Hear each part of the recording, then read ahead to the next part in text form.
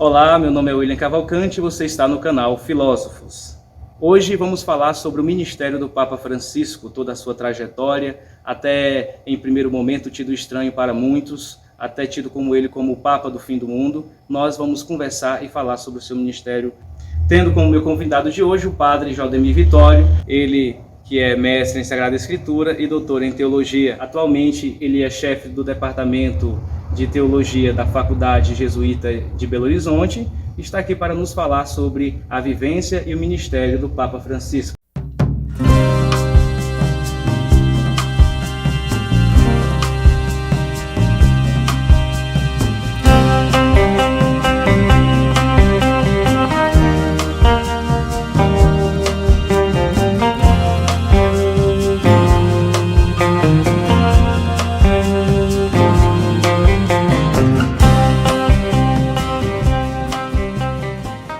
Padre Vitório, o senhor que é um padre jesuíta também da mesma congregação, o que é que o senhor acha sobre toda essa trajetória do Papa Francisco desde março de 2013 até os dias de hoje? O Papa Francisco foi uma grande novidade para a Igreja Católica, porque a gente não esperava que pudesse ser um Papa jesuíta e muito menos um Papa da América Latina, um Papa da Argentina. O Papa Francisco, de certo modo, ele quebra uma hegemonia bimilenar da Igreja Católica Europeia, uma Igreja Católica que sempre foi centrada, sua liderança foi centrada em papas que vêm do continente europeu. E o Papa Francisco, então, ele traz para a Igreja Católica um modo diferente de pensar, que não pensa a partir da estrutura da Cúria Romana, mas tenta pensar a partir das bases da Igreja. Nesse sentido, o Papa Francisco, ele reinaugura, ou inaugura, por assim dizer, um modo diferente de ser Papa, porque ele está tentando trazer a Igreja Católica para aquilo que deveria ser sempre o eixo da Igreja Católica, que é o Evangelho, que é a pessoa de Jesus, que é a igreja missionária, são os pobres, os abandonados, a luta para construir uma nova humanidade, um mundo melhor. E Papa Francisco, então, ele está investindo toda a sua liderança de Papa, de Pontífice de Roma, nessa tentativa de pensar um mundo totalmente diferente, mas não um mundo onde a Igreja Católica seja o referencial, mas onde o ser humano seja o referencial. E por isso ele está investindo todo o esforço dele para reconstruir, de certo modo, a humanidade a partir do projeto de Jesus de Nazaré.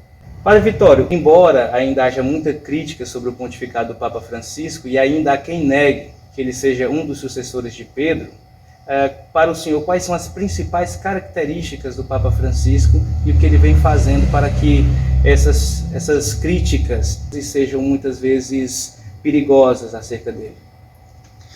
Na questão do Papa Francisco é que ele, em termos do Concílio Vaticano II, porque eu acredito que o grande feito dele é de implementar o Concílio Vaticano II na Igreja Católica. Porque até então, se a gente pensa, especialmente o Papa João Paulo II, que foi um Papa durante 26 anos, mesmo Bento, que teve um pontificado muito grande, mas um certo tempo, eles tentaram interpretar o Concílio Vaticano II. Né?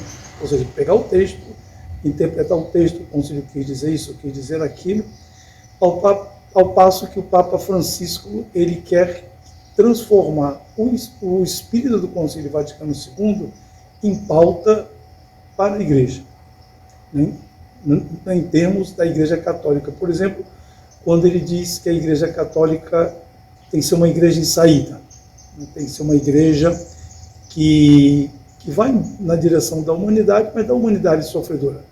Por isso ele diz que ele prefere uma igreja que esteja suja, né, pelo fato de ter ido atrás da humanidade, né, na situação em que ela se encontra, do que uma igreja muito limpa em torno da liturgia, mas que não tem solidariedade com o ser humano.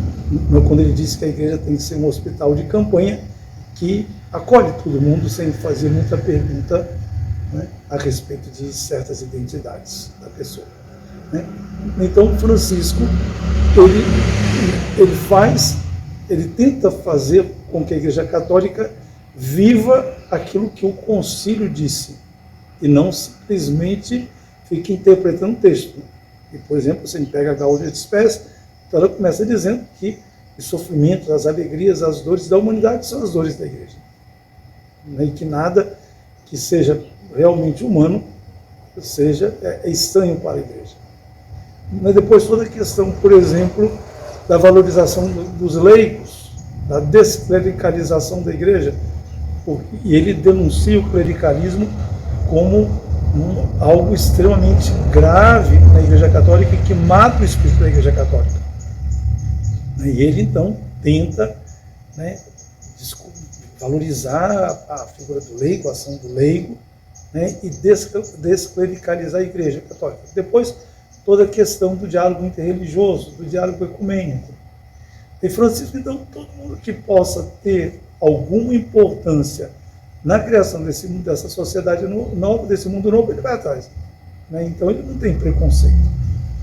E ele, então, por exemplo, atualmente ele investe, por exemplo, um tempo na questão da economia, na questão da economia de Francisco, claro, porque ele acha que esse sistema econômico que está aí é extremamente desumanizante, extremamente produtor de pobreza, de marginalização, etc. Então ele está conclamando os economistas jovens para pensar uma nova economia. Depois o tema da educação, o Pacto Global da Educação, ele acredita que é pelo caminho da educação que as coisas vão mudar, é pelo caminho do diálogo ecumênico que as coisas vão mudar. Então agora parece que ele vai ter um novo encontro com o patriarca de Moscou, que desde o ano 1000, que não se falava, há uns anos atrás ele se encontrou com o patriarca de Moscou no aeroporto de Havana, quando ele estava indo para os Estados Unidos, né?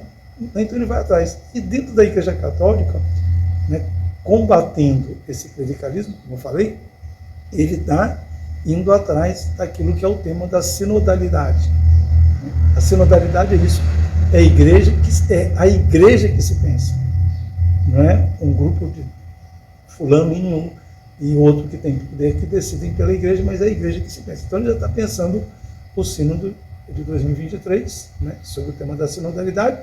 Então ele está consultando as bases da igreja. Agora, isso, vamos dizer, causa um desconforto, um incômodo, e uma rejeição e um ódio daqueles que dentro da igreja sempre detiveram o poder e que mandaram.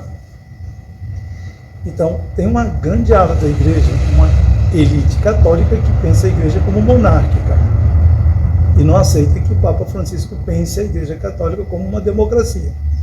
Mas quando Jesus diz lá em Mateus capítulo 23, versículo 8, que todos nós somos irmãos, que você não tem que chamar ninguém de pai e de mãe, porque um só é o vosso pai, que está no céu, então ele está pensando a gente como uma comunidade de iguais, não uma comunidade de quem detém o poder e os outros que não têm poder algum.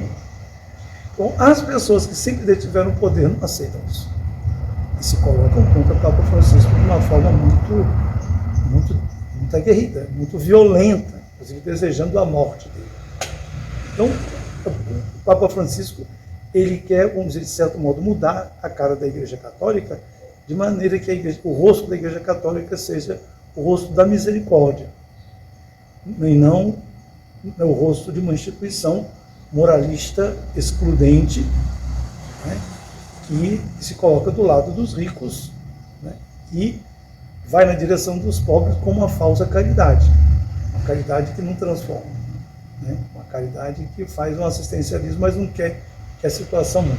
E isso, então, tem causado muito desconforto para aqueles que sempre estiveram na cúpula e que estiveram sempre mandando.